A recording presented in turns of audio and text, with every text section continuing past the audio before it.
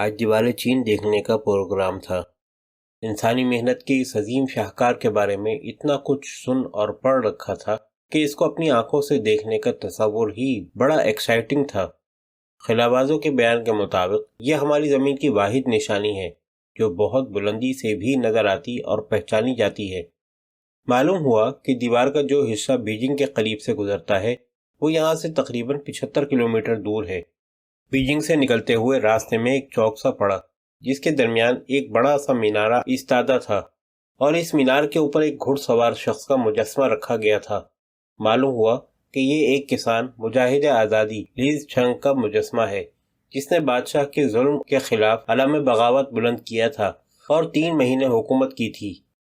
بعد میں یہ بغاوت ناکام ہو گئی اور لیز چھنگ کے وجود کے ساتھ اس کا نام بھی تاریخ کے غبار میں گم ہو گیا۔ اب موجودہ حکومت نے تاریخ کے صفحات سے گمشدہ ہیروز کی بازیافت کا عمل شروع کیا ہے جو لیز چھنگ کی بھی سنی گئی ہے۔ یہ مجسمہ 1990 میں یہاں نصب کیا گیا تھا۔ یہ گویا ایک طرح سے ماضی کے دوبارہ رشتہ آرا ہونے کی بھی کوشش ہے اور اجتماعیت کے اس عظیم حصار میں جسے چینی نظام کہتے ہیں افراد کی اہمیت اور کارناموں کو بھی تسلیم کیا جانے لگا ہے۔ چینی نظام میں شخصیت پرستی کو استعمار کی علامت سمجھتے ہوئے بہت بری طرح رد کیا گیا ہے۔ اس کی ایک نشانی یہ بھی ہے کہ چین میں کوئی سڑک یا عمارت کسی فرد کے نام پر نہیں ہے۔ اس پر مجھے خیال آیا کہ ہمارے یہاں تو بعض سڑکوں کے نام متعلقہ سڑکوں سے بھی لمبے ہیں کیونکہ ان میں اس شخص کا نام بما القابات، خاندان اور عہدوں سمیت لکھا جاتا ہے جس سے وہ سڑک منسوب ہوئی ہو۔ کوئی 1 گھنٹہ چلنے کے بعد ہماری کوسٹر ایک ایسی جگہ رکی جہاں دور دور تک دیوار چین جیسی کوئی چیز نہیں تھی۔ یوسف عزیز نے بتایا کہ اس علاقے میں منگ خاندان کے بادشاہوں کے مقبرے ہیں اور اس وقت یہاں ہم ایک مقبرہ دیکھنے کے لیے رکے ہیں۔ ہمارے لیے ٹکٹ خریدے گئے جو خاصے مہنگے تھے۔ کسی نے کہا ان بادشاہوں کے تو مزے ہی مزے ہیں، جیتے جی بھی مہنگے تھے اور اب بھی سستے نہیں ہیں۔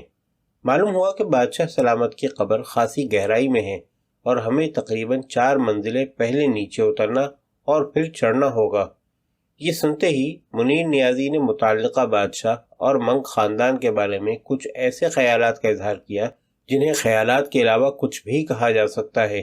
اجمل خٹک کا ایک پھیپھڑا آپریشن کے ذریعے نکالا جا چکا تھا لیکن اس کے باوجود وہ ہمارے ساتھ چلنے کے لیے تیار تھے۔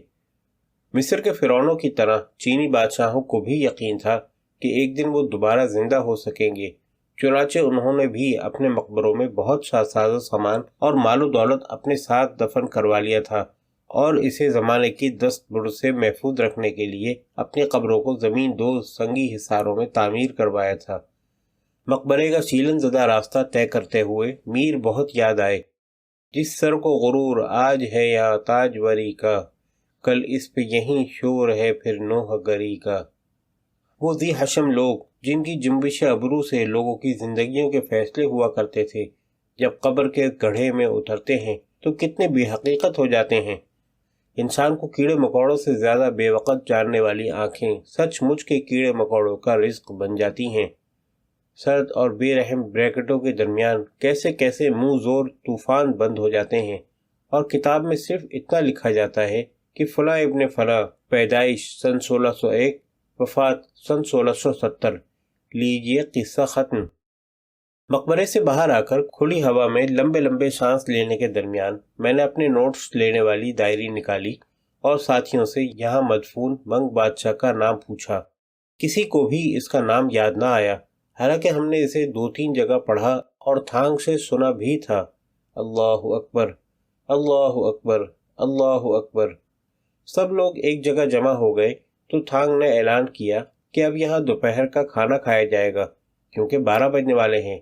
ہم نے بہت کہا کہ ابھی ناشتہ کیے 2 گھنٹے بھی نہیں ہوئے، کھانا دیوار دیکھنے کے بعد بھی کھایا جا سکتا ہے۔ تھانگ نے بڑی عاجزی سے کہا کہ سب انتظامات ہو چکے ہیں، اس لیے کھانا یہیں اور ابھی کھانا پڑے گا، تشریف لائیے۔ ہم سب مداری کے جمہوروں کی طرح اس کے پیچھے پیچھے چل پڑے۔ ایک نشئی سی شکل والا نوجوان ہمارے ساتھ ساتھ چلنے لگا۔ سینماؤں میں ٹکٹ بلیک کرنے والوں کی طرح وہ ایک ہی جملہ بار بار دہرا رہا تھا، $1 کے 6 یوان، $1 کے 6 یوان۔ ایک بار پھر مفاد اور ضمیر کی کشمکش شروع ہو گئی۔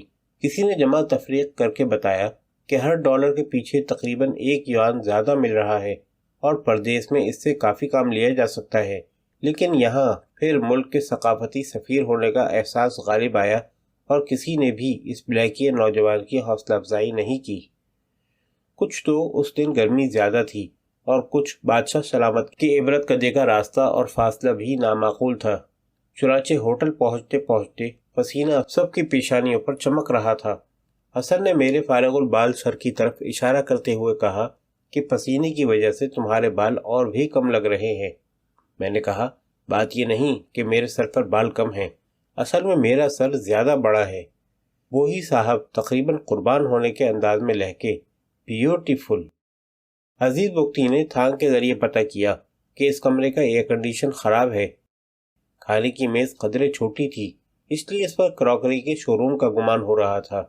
میں نے کیمرہ رکھنے کے لیے جگہ بنانی چاہی تو معلوم ہوا کہ اس کا کیس غائب ہے۔ ہم نے احمد فوڈ کے 2-3 ڈبے گرم کرنے کے لیے ہوٹل کے اسٹاف کو دیے تھے تاکہ کھانے میں کچھ ویرائٹی پیدا ہو جائے۔ ویٹرس نے برتنوں اور کوکا کولا کی بوتلوں کے درمیان سالن کا ڈونگا رکھنے کے لیے جگہ بنانے کی کوشش کی۔ وہ تو اپنی کوشش میں کامیاب ہو گئی، لیکن کوکا کولا کی 4 بوتلیں یوسف عزیز اور میرے کپڑوں پر آ گریں۔ بچنے کی غیر ارادی کوشش میں ہم نے مزید 2-4 پلیٹیں گرائیں، جن کے ساتھ کیمرہ بھی زمین بوس ہوا اور اپنی فلش کے شیشے سے محروم ہو گیا۔ کچھ ایسی افراتفری کی فضا بن گئی کہ ارد گرد کی میزوں کے لوگ اپنا کھانا بھول کر ہماری طرف دیکھنے لگے۔ خفت مٹانے کے لیے ہم نے ہوٹلوں سے متعلق لطیفے شروع کر دیے۔ دیوار چین کے بارے میں پتہ چلا کہ یہ شروع میں مختلف شہروں کے گرد حملہ آوروں سے دفاع کے لیے بنائی گئی تھی۔ یہ تقریباً 300 سال قبل مسیح میں بننا شروع ہوئی اور 1000 سال تک مختلف وقتوں میں بنتی چلی گئی۔ پھر غالباً منگ خاندان کے زمانے میں ان ٹکڑوں کو یکجا کرنے اور ایک طویل دیوار کی شکل دینے کا کام شروع ہوا۔ فی الوقت 1500 میل لمبی اس دیوار کے کچھ حصے شکستہ ہو کر ٹوٹ چکے ہیں، لیکن اپنی تاریخی اہمیت کے اعتبار سے اس کے وقار میں کوئی کمی نہیں آئی۔ یہ انسانی محنت کا ایک حیرت انگیز کارنامہ ہے۔ اونچے اونچے پہاڑوں اور وادیوں کے درمیان سام کی طرح رینگتی ہوئی یہ دیوار اتنی چوڑی ہے کہ اس پر بیک وقت 8 گھوڑے ایک ساتھ چل سکتے ہیں۔ تھانگ نے بتایا کہ چند ماہ پہلے یہاں چیئر لفٹ بنائی گئی ہے جو زمین سے آپ کو دیوار تک لے جاتی ہے اور یوں آپ اس کی سخت چڑھائی چڑھنے سے بچ جاتے ہیں۔ دیوار چین کے بارے میں کسی نے ماؤزر تنگ کا ایک جملہ سنایا، بزدل وہ ہے جو دیوار چین تک آئے اور اس پر چڑھے بغیر لوٹ جائے۔